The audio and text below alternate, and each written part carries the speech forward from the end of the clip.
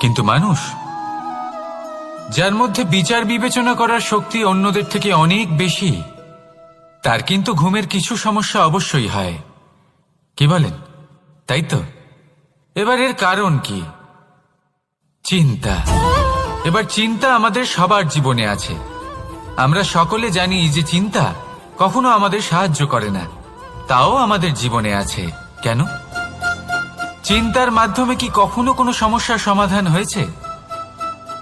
অর্থের চিন্তা করলে কি অর্থ লাভ হয়? ভবিষ্যতের চিন্তা করলে কি ভবিষ্যৎ ঠিক হয়ে যায়?